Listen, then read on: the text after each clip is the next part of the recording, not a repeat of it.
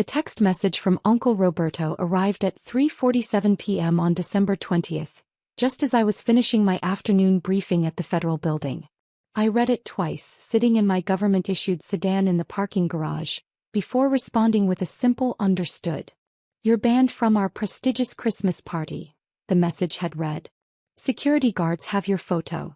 Martinez and Associates doesn't need family embarrassments at our most important client event of the year." This wasn't entirely surprising. For the past 4 years since I'd graduated from law school and disappeared into government work, my uncle's law firm had treated me like a family disappointment. Roberto Martinez had built Martinez and Associates into one of the most successful corporate law firms in the city, specializing in white-collar defense and corporate compliance. In his world, success meant partnership tracks, billable hours, and high-profile clients. In his world, I was a failure. Government work, the way my family said it, sounded like a euphemism for unemployment. They assumed I was pushing papers in some bureaucratic dead-end job, making a fraction of what I could have earned at a real law firm. My cousin Diego, Roberto's son, never missed an opportunity to remind me that first-year associates at Martinez and Associates made more than most government lawyers ever would. The Christmas party was their annual showcase, an opportunity to wine and dine their most important clients in the penthouse event space of the Meridian Tower. 500 guests, open bar, live jazz quartet, and enough networking opportunities to sustain the firm's business development for the entire following year. I wasn't surprised to be excluded. What did surprise me was the security detail. I drove home to my modest apartment in Arlington, the same one-bedroom place I'd been renting since law school. My family assumed I lived there because I couldn't afford anything better. The reality was more complicated. Federal employees in my position were required to maintain low-profile lifestyles. Conspicuous consumption raised questions about income sources that were difficult to answer without compromising operational security. At 7:30 p.m. I was reviewing case files on my couch when my secure phone buzzed. "Special Agent in Charge Patricia Wong." "Martinez," I answered. "Sophia, we have a situation. The Castellano investigation just accelerated. We need you at the Meridian Tower, 35th floor. Martinez and Associates Christmas party." I felt my stomach drop. "I see, Wong, I'm not exactly welcome at that party." "Why not?" "Long story. Family complications." There was a pause. "Sophia, this is operational priority. The Castellano money laundering network has been funneling cash through high-end law firms for 2 years. Tonight's party is cover for a major transaction. We need eyes and ears inside." I looked at my case files, then at my closet where a single black dress hung, the one I'd bought for law school graduation and never worn since. "What's my cover story?" "You're exactly who you are, Sophia Martinez, JD from Georgetown, currently working in government. Let people make their own assumptions about what kind of government work." "SEC Wong, my uncle literally has security guards with my photo instructed to keep me out." "Then we'll make sure they let you in. Bureau credentials tend to be persuasive." An hour later, I was standing outside the Meridian Tower in my 4-year-old dress and discount heels, holding my federal ID in one hand and my phone in the other. Through the glass lobby, I could see guests streaming toward the elevator banks, all designer suits and cocktail dresses, all looking like they belonged in a world I'd apparently chosen to leave behind. I called Roberto's office line. "This is Sophia," I said when his assistant answered. "I need to speak with my uncle. Ms. Martinez, Mr. Martinez specifically instructed that you not be admitted to tonight's event." "I understand. Just tell him I'm downstairs and I need 2 minutes of his time." 5 minutes later, Roberto appeared in the lobby, looking exactly like what he was, a successful corporate lawyer in a $3,000 suit, flanked by 2 security guards who looked like former cops. "Sophia," he said, his tone a mixture of embarrassment and annoyance. "I thought I made myself clear." "You did," I said. "Uncle Roberto, I need to attend tonight's party." "Absolutely not. This is our most important client event of the year. We have Fortune 500 CEOs, federal judges, the mayor's office. I can't have family drama disrupting business relationships I've spent decades building." One of the security guards stepped forward. "Sir, should we escort her out?" Roberto held up a hand. "Sophia, I'm sorry if this hurts your feelings, but you made your choice when you took that government job instead of joining the firm. Tonight is about serious legal work, not charity cases. I pulled out my federal credentials and held them where Roberto could see them. Special Agent Sofia Martinez, Financial Crimes Division, Federal Bureau of Investigation. Roberto's face went completely white. The security guards exchanged glances. "You're..." Roberto's voice came out as a whisper. "FBI," I confirmed. "And I need to attend your party tonight on official business." "Official business?" "Money laundering investigation.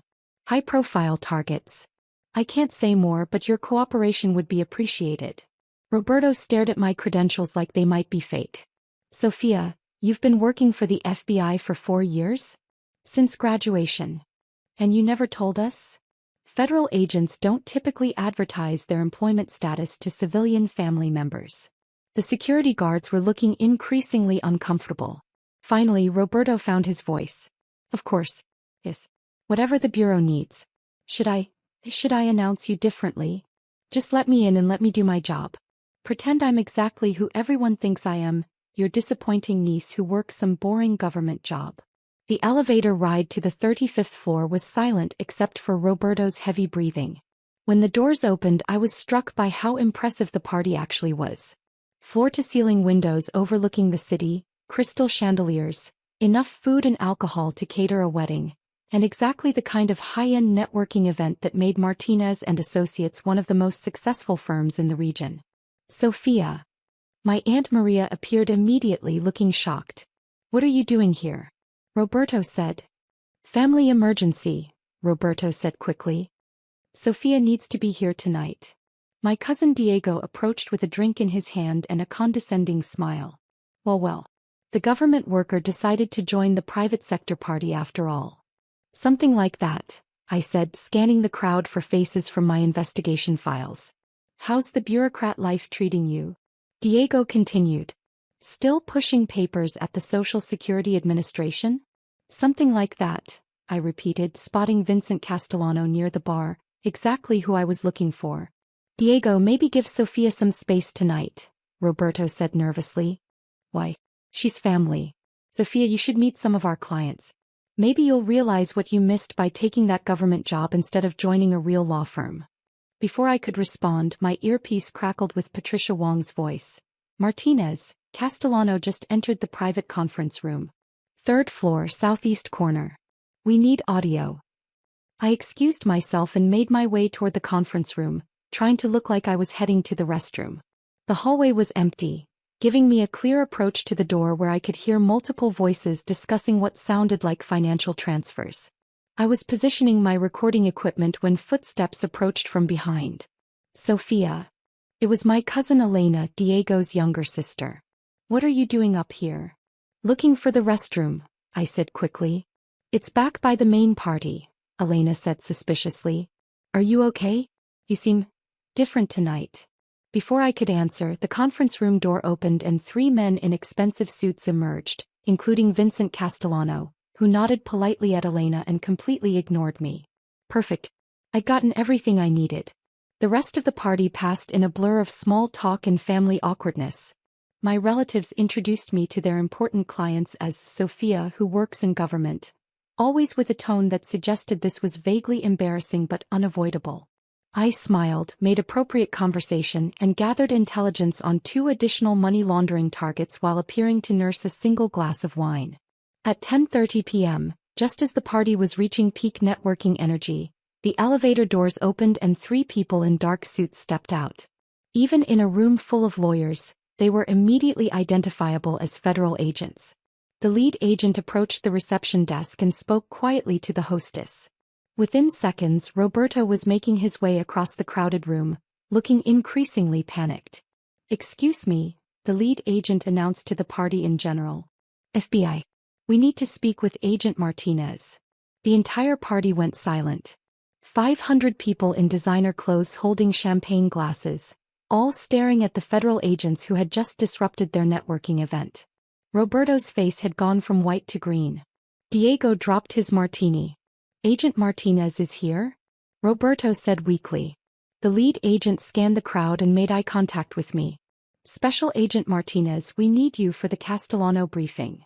I stepped forward from where I'd been standing near the windows, and suddenly 500 people were staring directly at me. Special Agent Martinez reporting, I said clearly. The silence in the room was deafening. Agent Martinez, the lead agent continued, the targets have been apprehended. We need your debrief on tonight's intelligence gathering. Understood, I said. Let me get my coat. As I walked through the crowd toward the coat check, I could hear whispered conversations starting throughout the room. That's Roberto's niece. She's FBI? Special Agent Martinez? How long has she been undercover? Elena grabbed my arm as I passed. Sophia, you're FBI? For years, I said quietly. But we all thought you were working some dead-end government job. I was working the government job I was assigned to work. Diego appeared looking stunned. Sophia, you're a federal agent? Financial Crimes Division, I confirmed. Roberto finally reached us looking like he might faint. Sophia, I had no idea. When you said government work, I assumed. You assumed correctly, I said. I work for the government. But not like this. The lead agent approached our family group.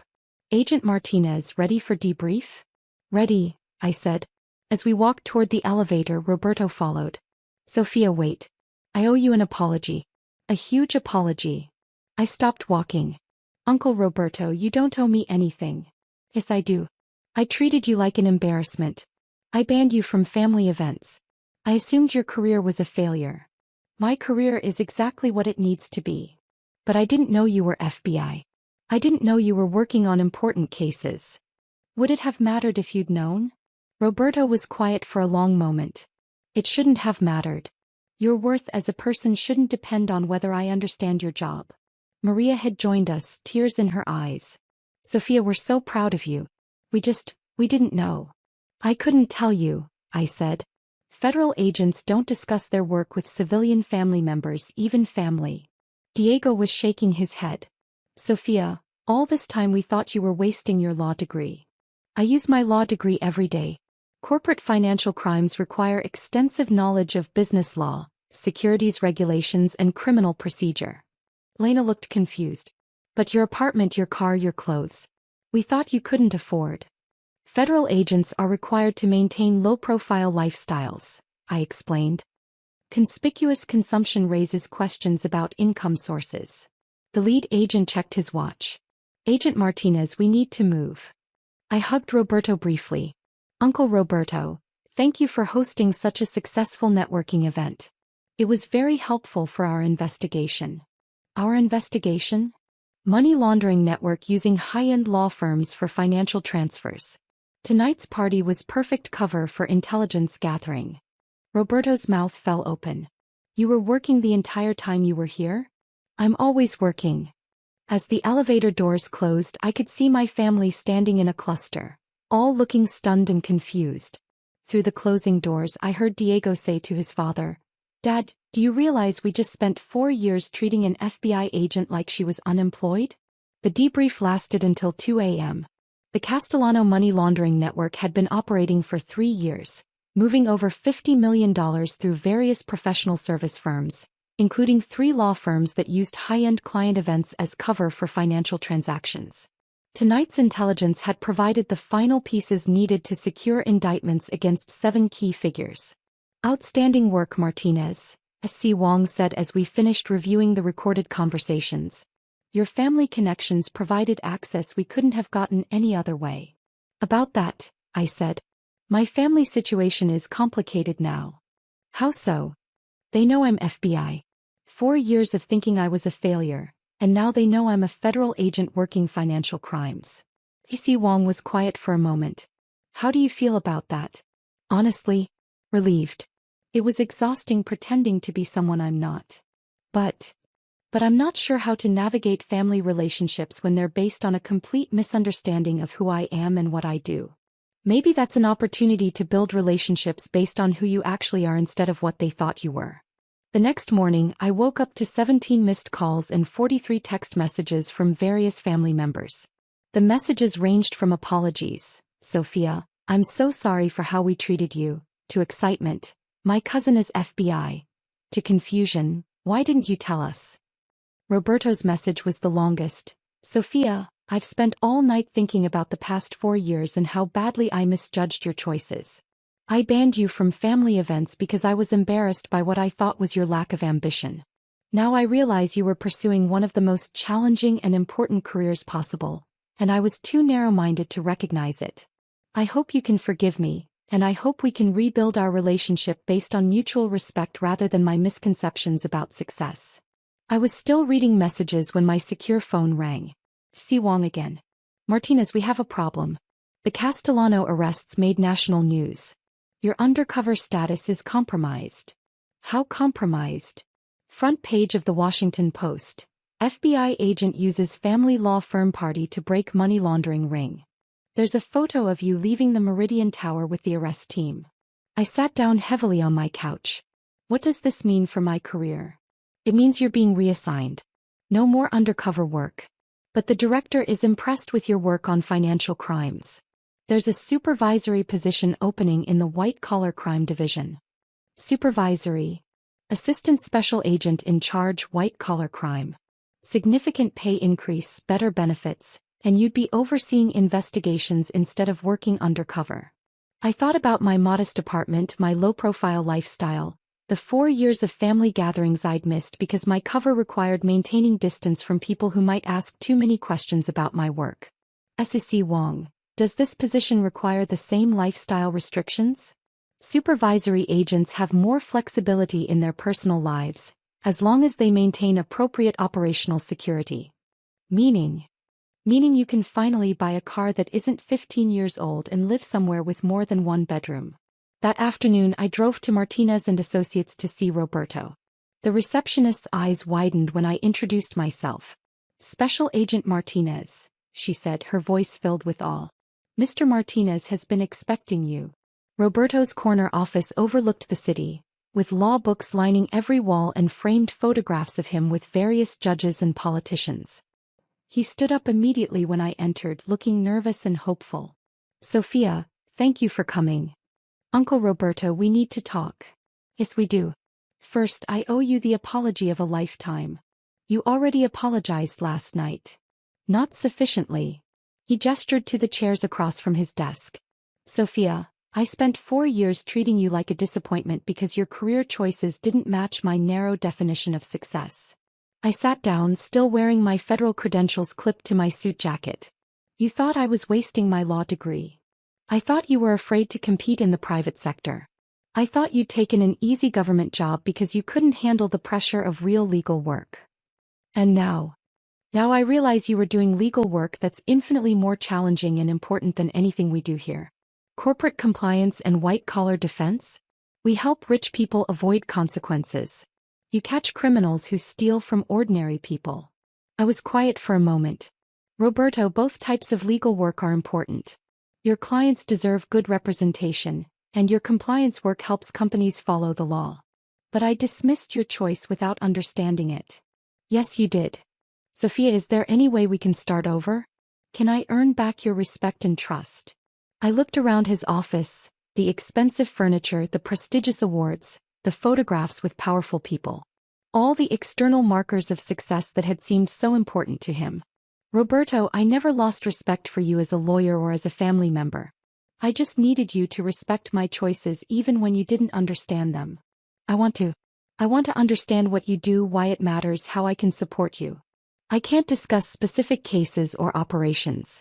But I can tell you that financial crimes investigation requires extensive knowledge of business law, corporate structure, securities regulation, and international banking. Every day I use everything I learned in law school and more. Roberto nodded slowly. And the arrests last night? 3-year investigation. Money laundering network moving tens of millions of dollars through professional service firms.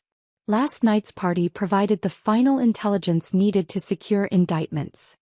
Including intelligence gathered at my party. Yes. Sophia, I feel like an idiot. I banned you from an event where you were actually working to catch criminals. You didn't know. I should have trusted you. I should have asked better questions about your work instead of making assumptions. We sat in silence for a moment. Finally, Roberto said, "What happens now? With your career, with our family relationship?" I'm being promoted to assistant special agent in charge of white-collar crime.